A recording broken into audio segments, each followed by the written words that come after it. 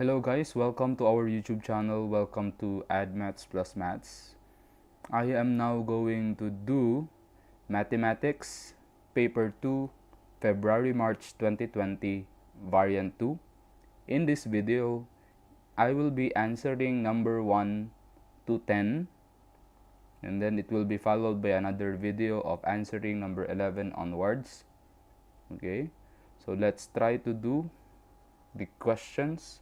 This is supposed to be for 1 hour and 30 minutes, but of course I'm not going to do that because I am supposed to be discussing how to answer the papers.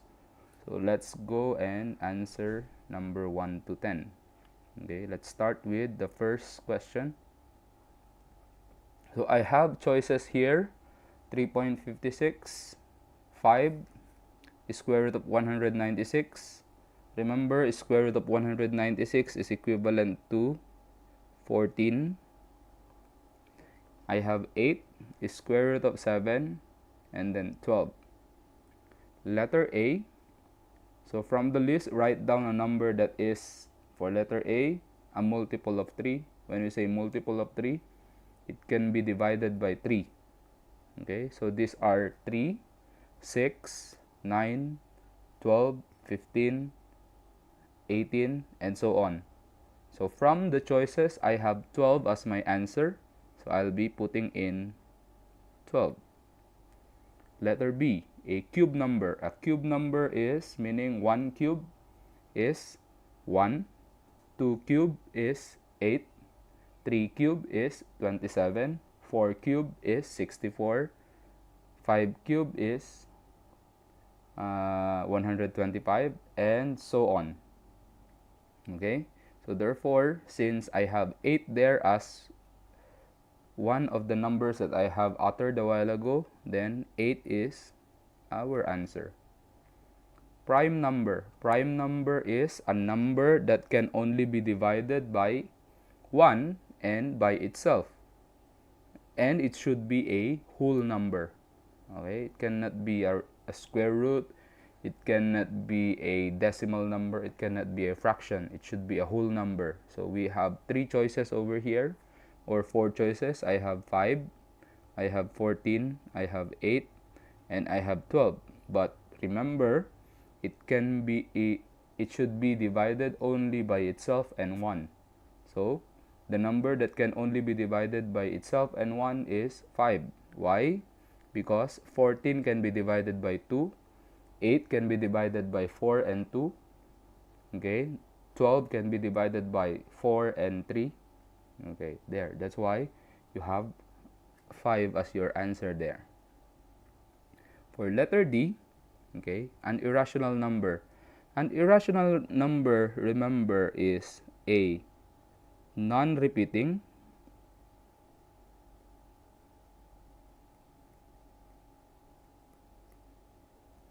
and non-ending decimal. Okay, when you convert a number or a radical number to a decimal, it should be a non-repeating and non-ending. Okay, actually there are only 2 choices over here because 3.56 is already ending. Okay, square root of 196 is already 14, so it's just a basic number. It will become a whole number. Okay, so I cannot say that it's non-repeating and non-ending. Okay, if I write the square root of 7 into my calculator, it will put me a full number, and it's not repeating, and it will not end eventually. So therefore, my answer here for letter D is square root of 7. Okay, let's move on to question number 2. The number of people swimming in a pool is recorded each day for 12 days. Okay, so I have this thing. I am going to complete the stem and leaf diagram. In answering stem and leaf diagram, it's very important for you to take a look at the key. Okay, if I am going to take a look at the key, 1 with a slash 3 represents 13 swimmers. So definitely, if I put here 3, okay, that means 13. Okay, okay, take a look at this one. I have 13, 15, 18 for the ones. Okay, by the way, when you are doing the stem and leaf diagram, you have to organize it from lowest to highest in each of the subparts. Okay, so I cannot put 8 immediately there, okay, because I have 13, 15, and 18. So I'll need to put 13 first, and then 15. Make sure there is enough distance, and then I have 18. Okay, so I'll cross out all those things already. Then I'll go to 2's. So I have 24, 21, 28, and 26. Okay, what's the lowest? It's 21. I'll put 21, cross out. Then I'll have 24. Then I'll cross out. Then I'll have 26. Then I'll cross out. Then I'll have 8. 28. There. Then I'll go to the 3's. 38, 36, and 38. If there will be a repeated value, will I also repeat the number? Yes, you have to repeat the number. So I'll have 6, 8, and 8. So cross out all those things. And then I have 45 and 48. So done. Okay, everything was listed. Okay, I hope you understand that one. Okay, let's move on to the next question. For letter B, find the median number of swimmers. When we say median, okay, median means middle. Okay, always remember that median means middle. Mean means average. Okay, so but in here in question B, we are just looking for the middle portion. Okay, if I am going to use this one,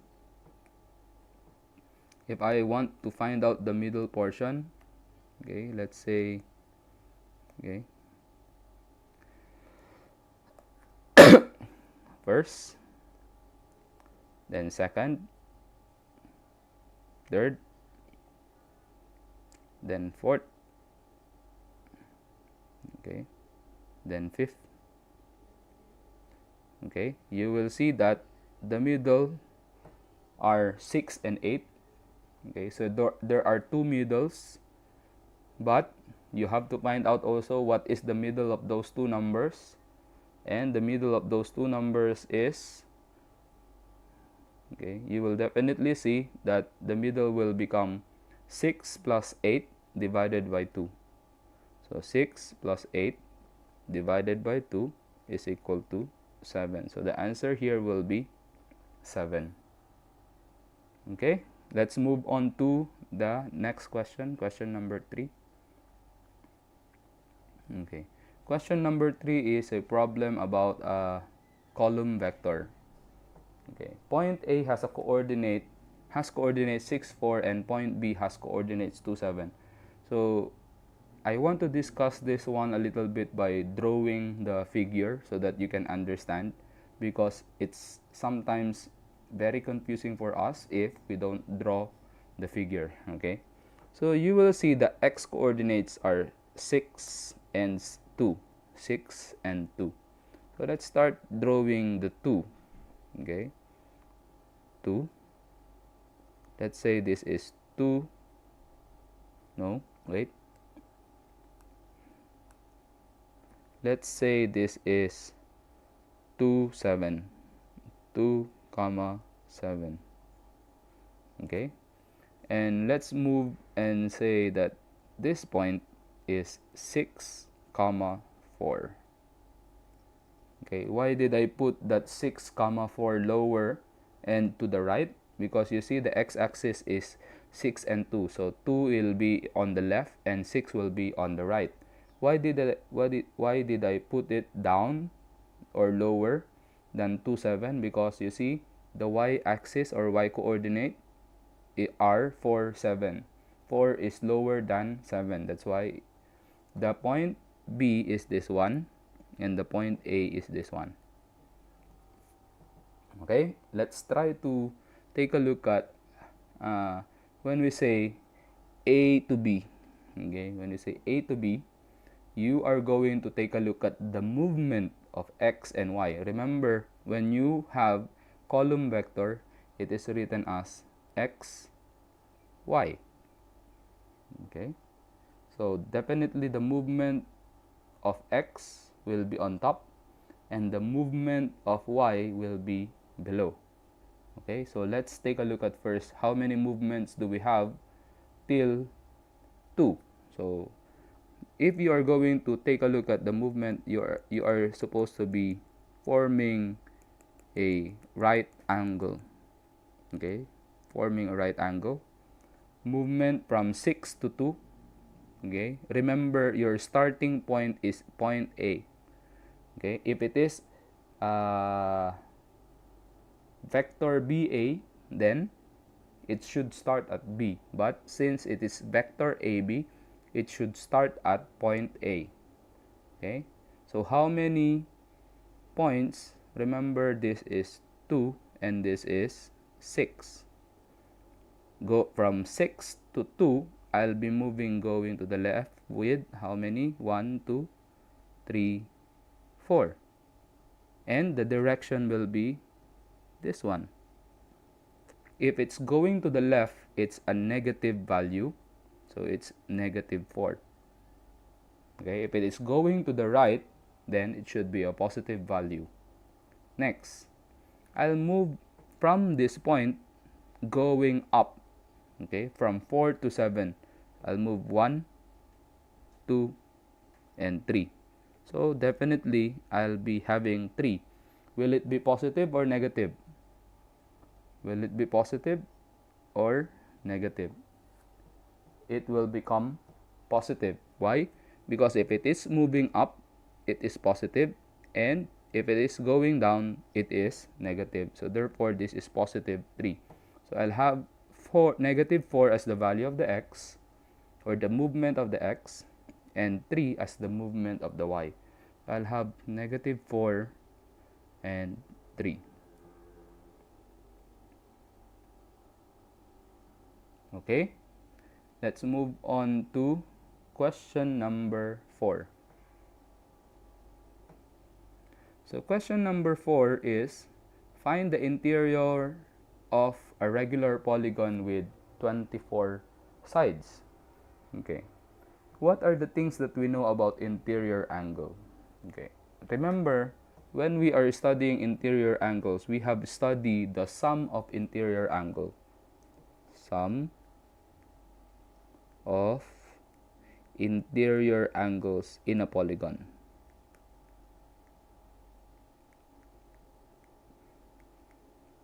Okay, what is the formula for the sum of interior angles? It is n minus 2 times 180.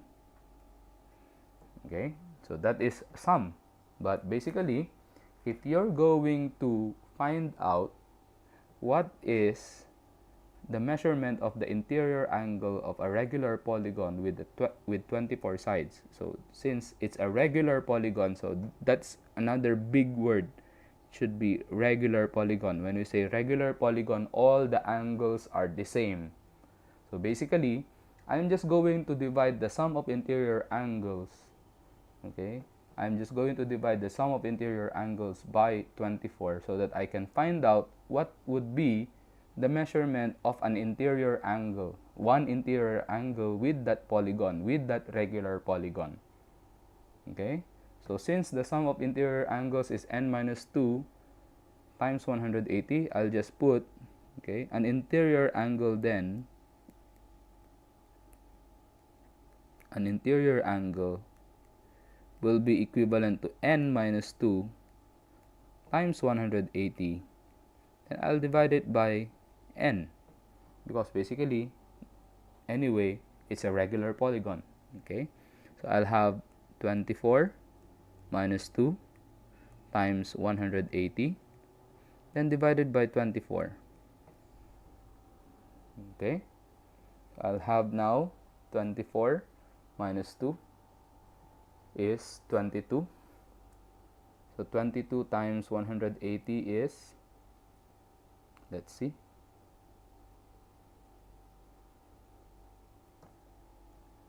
so this will become 22 times 180 divided by 24.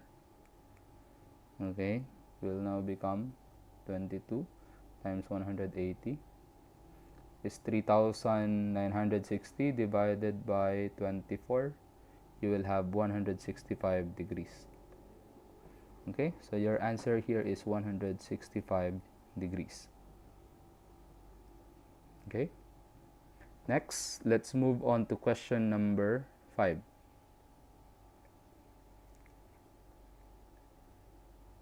For question number 5, without using a calculator, work out 15 over 28 divided by 4 over 7.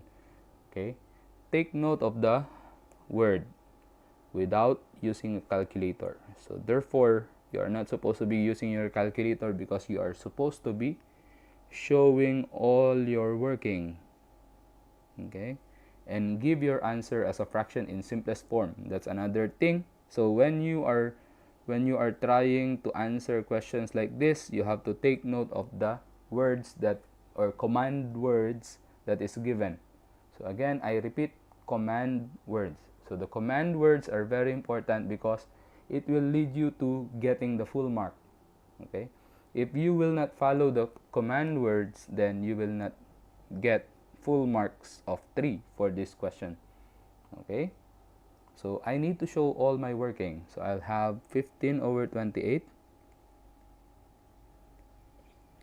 divided by 4 over 7 is equivalent to 15 over 28. I'll change this to multiplication. Okay, if I change that to multiplication, I'll just take the reciprocal of the divisor. What is the divisor here? 4 over 7. What is the reciprocal of 4 over 7? It is 7 over 4. Okay, when you are multiplying fractions, okay, it's very important to identify if I can simplify things. Okay, for example, over here I can simplify 28 and 7. Okay, how do I know I can simplify? Because 7 and 28 are both divisible by 7. 7 divided by 7 is 1, and 28 divided by 7 is 4. Okay, so I can have now 15 over 16. Okay, is my fraction in simplest form already? Yes, so I can have 15 over 16. How do I know it's 16? Because see, 4 times 4 is 16. So 4 times 4 is 16. 15 times 1 is 15. So 15 over 16 is our final answer. Okay, let's move on to question number 6. Question number 6 is all about mean. Mean is when you have a frequency table like this. Okay, so this is what you call frequency table. I am just going to find out the frequency times the mark. I'll add everything and then divided by the total number of students who took the test. Okay, so it will be 5. So mean is equivalent to 5 times 8. I will multiply. Then, so I multiplied 5 and 8. Then I'll multiply and so on. What do you do is multiply everything. 6 times 5 plus 7 times 11 plus 8 times 7 plus 9 times 5 plus 10 times 4. Then just divide it with the total number of students who took the test. Okay, there are 40 students who took the test. So basically I'll just compute this one. I'll have 40 plus 30 plus 77 plus 56 plus 45 plus 40. Then I'll divide it by 40. I'll total everything. So 40 plus 30 plus 77 plus 56 plus 45 plus 40 is 288. I'll divide 288 by 40. Okay, I'll get 7.2. Okay, so our min mark is 7.2. Okay, that's question number 6. Let's move on to question number 7. Question number 7, the diagram shows a right-angled triangle. So I have 8.5 centimeter is one of the legs, and 10.8 is another leg of the right triangle. By the way, this portion is what you call the hypotenuse. Always remember, when you are working with right angled triangle, okay, the side of the right angled triangle that is opposite to the right angle is always the hypotenuse, and the two other sides, okay, these two other sides are what you call the legs. Okay, so this is what you call, these two sides are the legs. Okay, of course, when you are dealing with an angle, okay, then you will be using the trigonometric ratios, which are sine, cosine, and tangent. But in letter A, I am only looking for area, and area of a triangle is always 1/2 times base times height. Okay, 1/2 times base times height. What is the base? The base of the triangle is 10.8. So area is 1/2 times 10.8. Okay. Then I'll have 8.5 as the height. So I'll just put this in. Okay. 1/2, okay, times 10.8 times 8.5. I'll have 45.9. Okay, so 45.9. As easy as that. Very simple. Okay, now we are going to calculate the perimeter. Okay, what do we mean by perimeter? Perimeter means the distance around a certain figure. Okay, the distance around the figure. So if I have a triangle, the distance around the figure are, I need to know what is this line, and you know already that is 10.8. I need to know what is this side, and I know already it's 8.5. But I also need to know what is this, because it is the distance around. So I need to calculate for that hypotenuse. And you remember, if you want to calculate for the hypotenuse, you have a formula that is what you call Pythagoras theorem. Okay, you are using a Pythagoras theorem. So I have a squared plus b squared is equal to c squared. This is your Pythagoras theorem. Okay, I have 10.8 as one of the legs. You just square it, and then plus I have 8.5 as another leg, then just square it. Then you'll have c squared, which is the hypotenuse that we are looking for. Okay, but remember, that is not the perimeter, because when we say perimeter, it is the distance around a figure. Okay, We just need to find out that one because we need to really do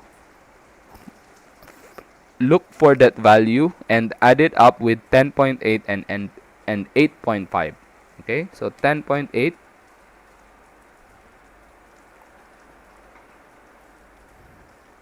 okay, 10.8, I'm just going to square that.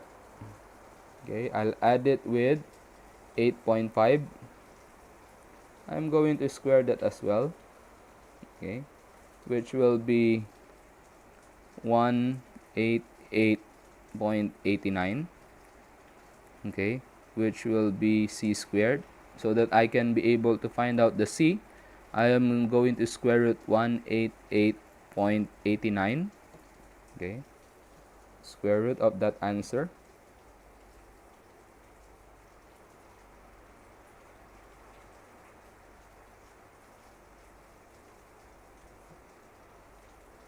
which is 13.7. So c now is equal to 13.7. So this c is your hypotenuse. Perimeter is equivalent to 10.8 plus 8.5, and you add up 13.7 so that you can find out the total perimeter, which is 10.8 plus 8.5 plus 13.7. So you'll get a total perimeter of 33 centimeter. Okay, that's the end of question number 7. Let's move on to question number 8. Question number 8 is a question about standard form.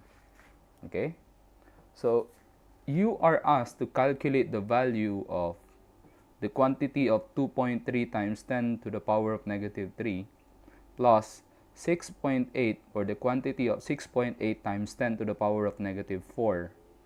Give your answer in standard form. Okay, if I want to give my answer exactly as standard form, I'm not supposed to be changing anymore this one into standard or standard form into a decimal number.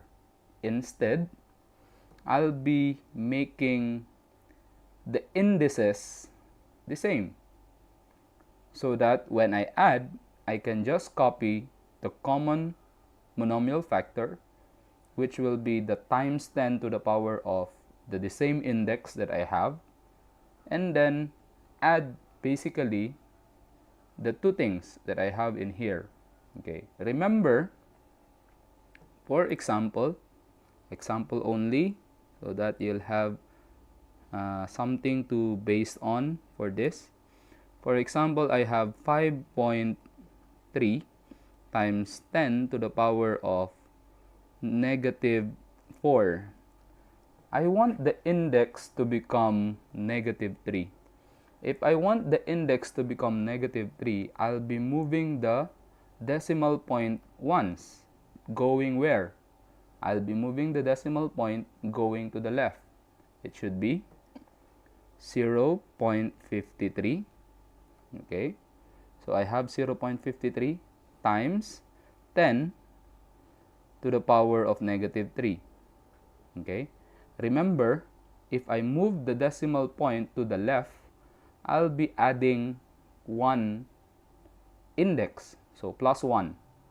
So negative 4 plus 1 is negative 3. But if I am moving the index to the right, I'll be subtracting 1. So if I move, for example, I'll make this as 53 times 10 to the power of what? Power of negative 5. Okay, so the same thing or the same principle we are going to apply for question number 8. I'm just going to make this index negative 4 and I'll make it negative 3. So basically, this will become quantity of 2.3 times 10 to the power of negative 3 plus 0.68 Okay, since I move the decimal place to the left, I'll be adding 1 to the index, which will now become negative 3 as well. So you will notice that this is 10 to the power of negative 3. This is 10 to the power of negative 3. That's the common monomial factor, which is 10 to the power of negative 3. Okay, then notice that 2.3 and 0.68 can be added. So I'll have 2.98 as. Okay, so did I change the standard form? No. Is it already in standard form? Yes. Why? Because I was left with one whole number and the rest are all decimal numbers. Okay, so our answer here is 2.98 times 10 to the power of negative 3. Next, let's move on to question number 9. Question number 9, letter A. Factorize completely 3x squared minus 12x y. This is one of the best example of what you call as common monomial factoring. Common monomial factoring. What is common monomial factoring? I am going to find out what is the common monomial which I can divide to both the terms. Okay, remember, if I am talking about common monomial factoring, I need to find out the greatest common factor. And the greatest common factor here is 3 and x. 3 and x. I'll bring out that common monomial factor, 3x, and then I will try to divide. Whatever will be the quotient or the result of the division will be put inside the bracket. So this will be 3x squared divided by 3x is x, okay, minus 12xy divided by 3x is 12 divided by 3 is 4. I'll cancel out the x. What will be left with y? So I'll have the answer 3x times the quantity of x minus 4y. As simple as that. Next, I'll go to letter B. Expand and simplify m minus 3, or the quantity of m minus 3 times the quantity of m plus 2. M minus 3 times m plus 2, you will be applying your what you call the FOIL method. What is FOIL method? FOIL method means F means first, O means outer, I means inner, then last to last. Okay, so first to first, so this is our F, then outer to outer, this is our O, inner to inner, this is our I, then last to last, this is our L. FOIL. That's why it's called FOIL method. So m times m, which is our first, is m squared. M times 2 is 2m. It's a positive number because positive times positive is positive. Negative 3. Let's go now to I. Negative 3 times m is negative 3m. Then we'll have the L, or last to last, negative 3 times 2. Negative 3 times 2 is negative 6. But that is not yet our final answer because we need to combine similar terms. And the similar terms that we have here are 2m and negative 3m. 2m plus negative 3m is negative m. So I'll have m squared minus m minus 6. It's supposed to be negative 1m, but do I need to write the 1? I don't need to write that 1 because 1 times m is just m. Okay, so I'll have m squared minus m minus 6 as my answer.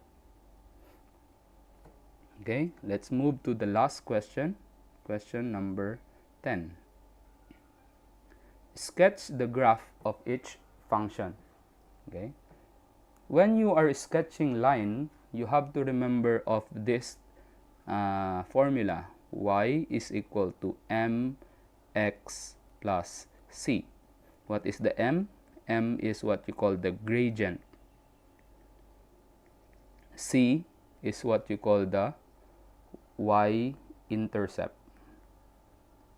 Okay, it's pretty obvious that our y-intercept is -3. Okay, so I'm just going to put it on the y-axis. Y-intercept is -3. So that is one of the points already that I have, -3. Because it's y-intercept, and y-intercept is a point on the y-axis. Okay, next. Actually, you can use the idea of gradient, but you can also use the idea for x-intercept. Okay, x-intercept is when y is equal to 0. And when y is equal to 0, 0 is equal to x minus 3. Therefore, x is equal to +3. And when we say y is equal to 0 and x is equal to 3, it will become 3, 0. So this is another point. Okay, from this y-intercept, we found out that this is 0, -3. So there are 2 points. Always remember, 2 points determine a line. So I have 0, -3 and 3, 0. 3, 0 is over here. Okay, so let's say that is 3, and then 3, 0 will be a point over here. Okay, that makes our line. So it determines our line. I am not supposed to be drawing this without a ruler, but please, when you do this, you have to draw it with a ruler. Okay, that's exactly our line is. Okay, if it's only sketching, remember when we say sketch, it is different from graph, or you have to be accurate when you are graphing, but when you are sketching, at least you know where are the points. Okay, exactly where are the points. Okay, next, I'll have y is equal to 1 over x. Remember, y is equal to 1 over x. Okay, my students already know this, that y is equal to 1 over x is this graph. Okay, if I have y is equal to -1 over x, this is the graph. Okay, so basically you will just put in this thing and this thing. Okay, so that ends our lesson, or answering of the past year paper February-March 2020, variant 2, paper 2, which is supposed to be 1 hour and 30 minutes. Okay, I already answered number 1 to 10. We will be answering number 11 onwards on the next video. Thank you very much for watching our video. I hope you have learned something today.